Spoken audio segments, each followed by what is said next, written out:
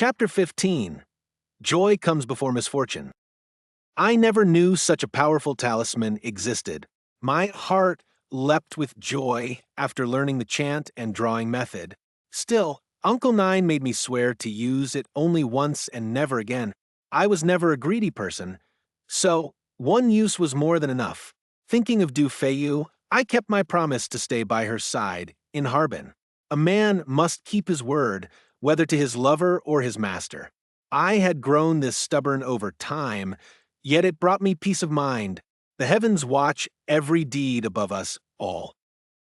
The hour of the ox was drawing to an end, so I bid Uncle Nine farewell, telling him I would visit again when I had the chance. He sighed once more and said, "Cultivate diligently and never stray down the wrong path. Whatever you do, live with a clear conscience. Understand." "I will, master. You have my word." I wiped the water off the mirror with my sleeve, tucked it away, and hurried home in high spirits. The next day, I drew the talisman without delay. I spent the following 2 weeks cramming through tutoring materials and borrowed exam papers, testing the charm afterward. It worked perfectly. The moment I glanced at a question, the answers surfaced in my mind instantly. Staring at the 16-stroke mind-clearing power talisman, I marveled at its might. This was no mere charm. It was basically a guaranteed university admission letter. With only 1 week left until the exams, I watched my classmates scramble for last-minute cramming. Many even bought high-tech gadgets to cheat during the test, tiny Bluetooth earbuds, cutting-edge gear back. In my senior year, a surge of smug pride washed over me. Foolish kids, relying on such shoddy tricks. As the old saying goes, brute force defeats fancy martial arts, and crude weapons overpower spiritual practices. Did they not know every exam room was fitted with signal detectors? I was probably the only one sitting for the Gaokao with an unbeatable divine talisman on my side. I couldn't help but laugh to myself. "What are you grinning about?" A sharp smack landed on the back of my head, courtesy of Du Feiyu. I'd gotten far too carried away, forgetting we were still in self-study class. I rubbed my head and mumbled nothing, then pretended to study alongside her. After solving a few exercises, she set down her pen and said plainly, "If you fail to get into college, we're breaking up." With that, she went back to reviewing her notes. I stared at her, realizing she cared about me more than she let on, trying to push me to succeed. She underestimated me, though. With this talisman, I could get into Tsinghua or Peking University with ease if I wanted. Still, I'd promised her, and I would attend the same college in Harbin. Just you wait. A week later, since our small county had no exam venues, Old Jia and Old Zhang led our class on a train to Qiqihar. Qiqihar is the second largest city in Heilongjiang province, bordering Inner Mongolia and Jilin. Its name derives from the Dor language meaning borderland or natural pasture. In ancient times, it was known as Bukue, a Dor term for blessing. It is home to the world-famous Xiaolong National Nature Reserve, a sanctuary for rare red-crowned cranes.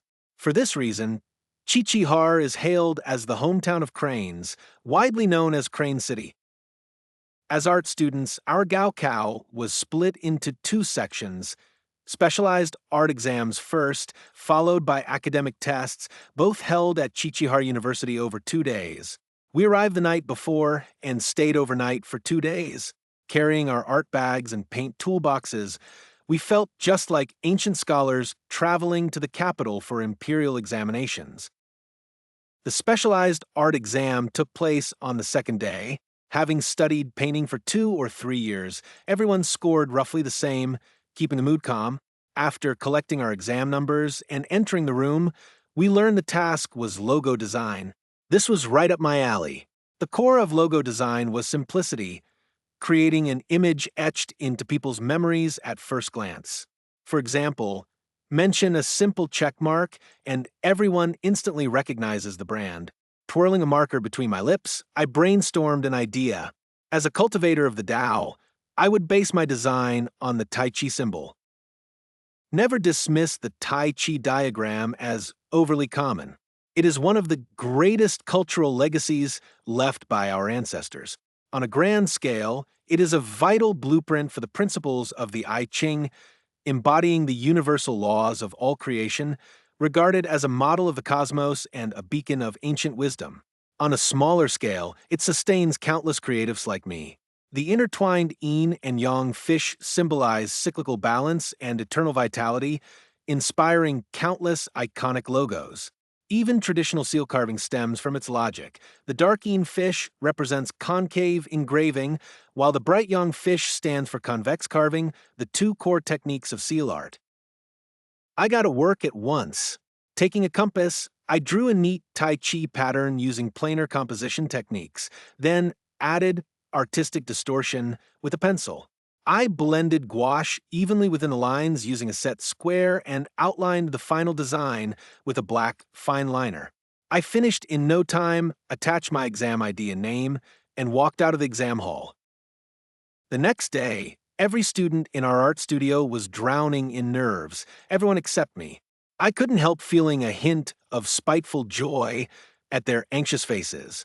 I finally understood what it meant to be petty and triumphant, and that description fit me perfectly. Stress is one of the biggest causes of Gaokao failure, an invisible weight crushing students, especially when facing weak subjects. Yet for me, who already knew my outcome, stress was non-existent.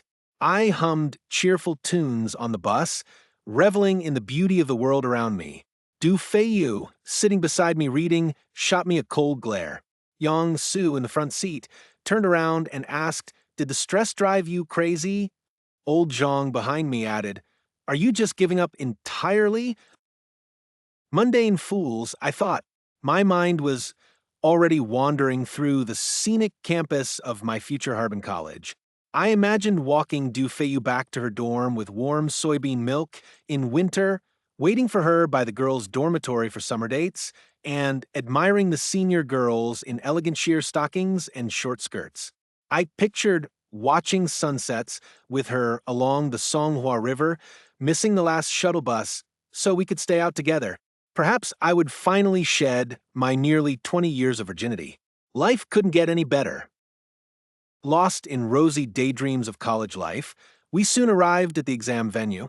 After old Jia and old Zhang gave their routine reminders, we headed to our separate classrooms. I waved a victory sign at Du Feiyu, stuffed my hands in my pockets, and stepped inside. Art students only took 3 basic academic exams: mathematics, Chinese, and English, subjects we had studied since primary school. After the 2 invigilators droned through the exam rules, the papers were handed out. I clutched my 16-stroke mind-clearing talisman tightly in my palm, ready to embrace my bright future. Little did I know disaster was imminent. The strict female invigilator noticed my silly grin and stared at me suspiciously. She spoke sharply out of the blue. "What are you holding in your hand? Show me."